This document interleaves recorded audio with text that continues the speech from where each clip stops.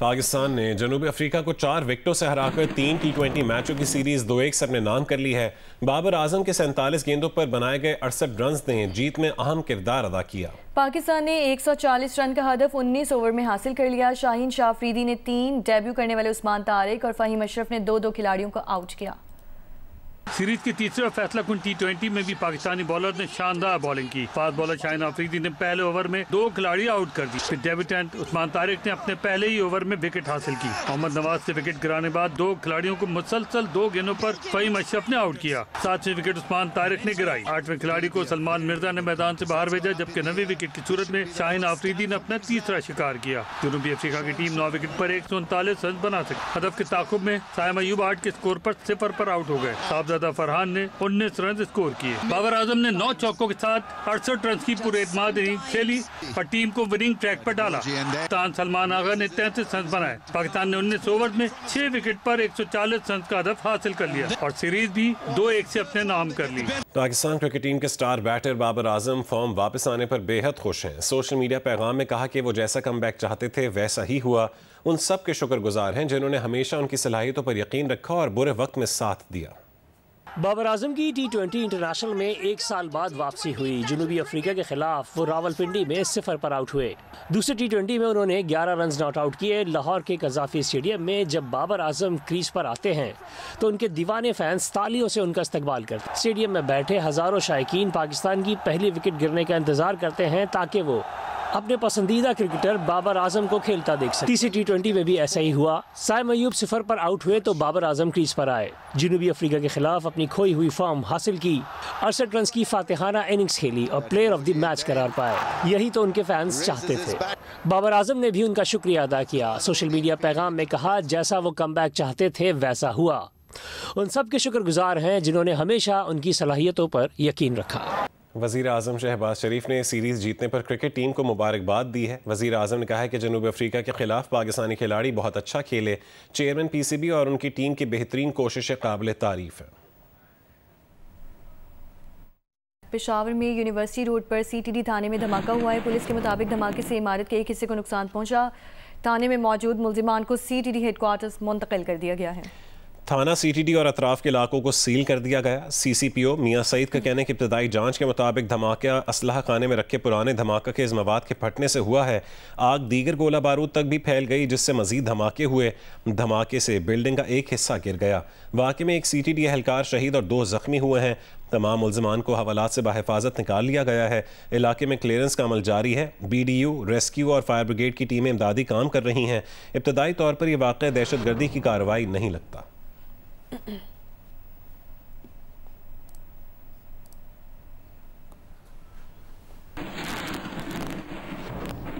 Nasirabad railway track पर गुज़श्ता महीने होने वाले बम धमाके ने गरीब खानदान से घर का वाहिद कफील भी छीन लिया। डेरा मुराद जमाली के शहीद रेलवे एहलकार और उनके घर के हालात बताएंगे जियो न्यूज़ के नुमाइंदे आबिद बलोच।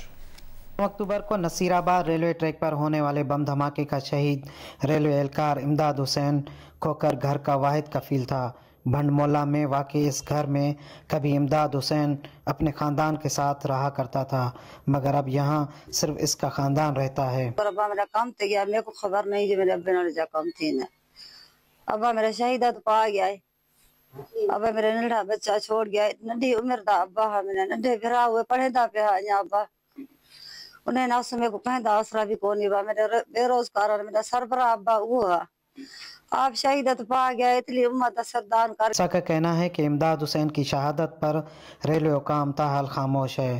ताहम जिला इंतजामिया समेत कमांडेंट सुई राइफल उस्मान असलम, 114 नसीराबाद विंग के कर्नल रिजवान अमन तैयब, DIG नसीराबाद आसिम खान ने वर्षा से ताज़ियत की और सुई राइफल ने शहीद की बहादुरी और कुर्बानी पर शहीद की बेवा के लिए 3 लाख रुपए फौरी इमदाद के तौर पर दिए। इमदाद हुसैन शहीद की मां हुकूमत से अपने बेटे को सरकारी सतह पर शहीद करार देकर शहीद के ख़ानदान की किफ़ालत के लिए मुलाजमत का मुतालबा कर रही है। कैमरामैन आसिम अली के साथ आबिद बलोच, जियो न्यूज़ नसीराबाद।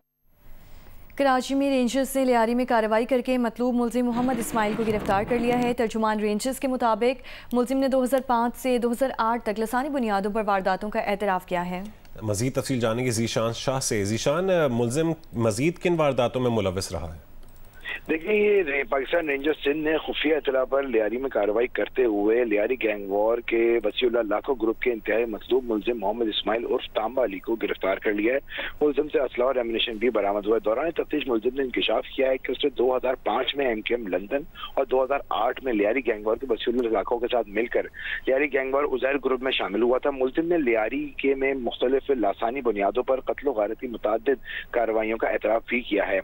मुलजिम ने लियारी गैंग वॉर वसीउल्लाह लाखो ग्रुप के साथ शर्जील दावा, निसार मेमन, रिजवान पेंडू, ताज मोहम्मद और ताजू के साथ मिलकर मुख्तलिफ कार्रवाइयाँ की थी। तकरीबन 50 से ज्यादा मुलजिम वारदातों में, जिसके अंदर डकैती और स्ट्रीट की वारदातें शामिल है, इसमें मुलविस रहा है। 2020 से मुलजिम कालाकोट और 2023 में थाना शाह फैसल में मुलजिम गिरफ्तार हुआ था। उसके बाद में बेल आउट होने के बाद ये फरार हो गया था। मुलजिम को अदालत की जानिब से इब्तदाई तौर पर मफरूर करार दिया गया, फिर ये इश्तिहारी हो गया है। मुलजिम को गिरफ्तार करके मुताल्लिका थानों के हवाले कर दिया गया। बहुत शुक्रिया जीशान अपडेट करने के लिए। लाहौर में स्मॉग की सूरत हाल जूं की तूं बरकरार। लाहौर आज दुनिया का दूसरा आलूदा तरीन शहर रहा। महकमा माहौलियात पंजाब ने 3 नवंबर से तमाम सरकारी और प्राइवेट स्कूल्स, कॉलेजेस और स्पेशल सेंटर्स 8:45 पर खुलने का हुक्मनामा जारी कर दिया है। क्या तफसीलात हैं, उम्मे फरवा से जानते हैं। जी, लाहौर में तो स्मोक ने डेरे डाल रखे हैं और इस स्मोक के साथ साथ धुंध भी है, वो इसमें हल्की हल्की धुंध भी शामिल होगी, ये कहना है महकमा मौसमियात का। महकमा मौसमियात के मुताबिक वैसे तो पंजाब में मौसम खुश्क ही रहेगा और बारिश का फिल वक्त कोई इम्कान नहीं है, लेकिन महकमा मौसमियात की जानिब से ये भी पेशगोई की है कि लाहौर, गुजरांवाला, गुजरात, शेखुपुरा, मुल्तान और चंद एक अजला में सुबह और रात के औकात में सर्दी जो है वो बढ़ेगी और इसके साथ स्मोक भी बढ़ेगी और स्मोक के साथ साथ धुंध भी इसमें शामिल हो रही है। लाहौर में स्मोक ने तो कई दिनों से डेरे डाल रखे हैं। आज भी एयर क्वालिटी इंडेक्स 300 से ज्यादा रिकॉर्ड किया गया है, जो कि शहरियों के लिए इंतहाई मुज़र सेहत है। लाहौर की फजा इस कदर आलूदा हो गई है कि सांस लेना तो मुहाल है। आप कहीं पे भी देखें, आपको आलूदगी जो है वो बहुत वाज़ेह तौर पर दिखाई देगी और यही वजह है कि गला, नज़ला, जुकाम, इसके साथ आंखों की एलर्जी है वो भी इसमें स्मोक की वजह से हो रही है। महकमा माहौलियात के मुताबिक लाहौर में एयर क्वालिटी इंडेक्स आज 323 रिकॉर्ड किया गया है और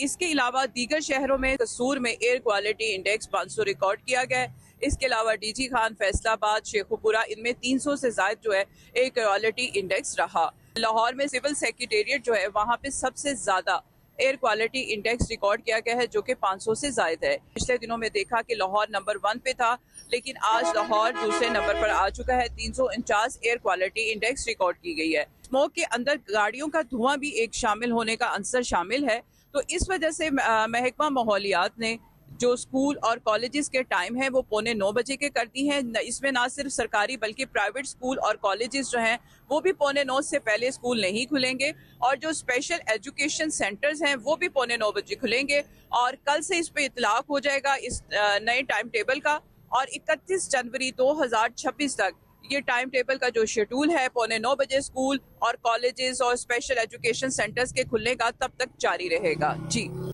फैसलाबाद में स्मॉग की शिद्दत बरकरार है और आज भी फैसलाबाद आलूदा तरीन शहरों में सर फहरिस्त है। तफसील बताएंगे हमाद अहमद।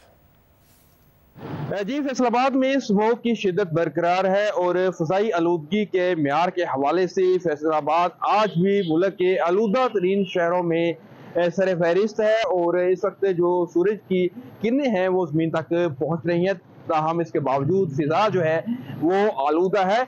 दूसरी जानब ज़िला इंतज़ामिया की जानब से ज़्यादा स्मोक कार्रवाइयाँ भी की जा रही हैं और गुज़श्ता एक हफ्ते के दौरान 7 मुख्तलिफ फैक्ट्रियों को सील किया गया। वहाँ पर जो धुआं फैलाने वाली उनके आलात है उनको मस्मार किया गया।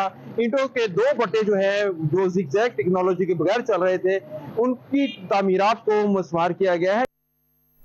मुल्तान शहर और गिरदोनवा में गुज़श्ता कई दिनों की निस्बत आज स्मॉग में कमी हुई है। फ़ज़ाई आलूदगी के बायस गले और सांस के अमराज में इजाफा हो रहा है। स्मॉग की मजमूई सूरत हाल बताएंगी सालिहा मलिक। जी, मुल्तान में अगर हम स्मोक की सूरत हाल की बात करें तो वो गुज़िश्ता कई दिनों से काफ़ी ज़्यादा बेहतर है। आज जो मौसम है वो क्लियर है और धूप निकली हुई है।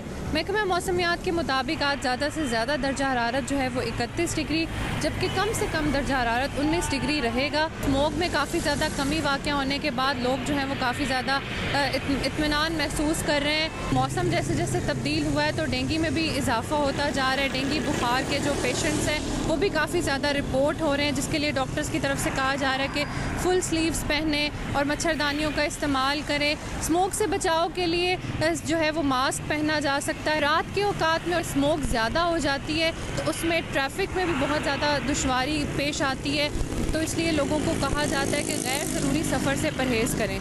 जी। जंग और जियो के इश्तराक से आर्ट्स काउंसिल कराची में जारी वर्ल्ड कल्चर फेस्टिवल का आज तीसरा रोज़ है। आज कराची वालों के लिए बैनुल अक़वामी फ़नकारों की जानिब से म्यूज़िक क्लासेस का अहतमाम किया गया है। दिन भर क्या सेशंस होंगे, तफसीलात देखिए वक़ास आलम अंगारिया की रिपोर्ट में। आर्ट्स काउंसिल ऑफ पाकिस्तान में जारी वर्ल्ड कल्चर फेस्टिवल का आज तीसरा रोज़ है। आज होने वाले 4 प्रोग्राम का अगर हम जायज़ा लें तो जो पहला इवेंट है वो 4 बजे के करीब USA फोकस के नाम से होने वाली 5 फिल्म स्क्रीनिंग्स हैं, जिनके मौज़ूआत ना सिर्फ बैनुल अक़वामी मसाइल बल्कि जो रीजनल मसाइल हैं उनके इर्द गिर्द भी घूमते हैं। दूसरा जो सेशन होगा वो म्यूज़िक मास्टर क्लास होगी, जो कि बेल्जियम से आई फ़नकारा लूसी टास्कर की तरफ से दी जाएगी। जबकि तीसरा प्रोग्राम जो है वो फ्रांस से आए हुए ज़करिया हफ़ार की तरफ से म्यूज़िक क्लास यानी म्यूज़िक वर्कशॉप होगी। जिसके बाद दिन का जो इख्तिताम होगा वो मारूफ क्लासिकी डांसर हैं मानी चाओ, उनके साथ बैनुल अक़वामी आर्टिस्ट होंगे जो एक डांस परफॉर्मेंस पेश करेंगे रात को 8 बजे। 39 रोज़ा ये वर्ल्ड कल्चर फेस्टिवल है जो कि 7 दिसंबर तक जारी रहेगा और हर दिन ही कराची वालों के लिए ना सिर्फ मौसीकी रक्स बल्कि आर्ट्स की एग्ज़िबिशंस जारी हैं, थिएटर्स हो रहे हैं, फिल्म स्क्रीनिंग्स हो रही हैं और इसके अलावा जो है वो मुतअद्दिद वर्कशॉप्स और क्लासेस का भी एहतमाम किया गया है। तो 7 दिसंबर तक ये जारी रहेगा। 1000 से ज़्यादा आर्टिस्ट हैं यहाँ पे जो परफॉर्म करेंगे। 140 से ज़्यादा ममालिक के जो फ़नकार हैं वो यहाँ पर मौजूद होंगे। जी।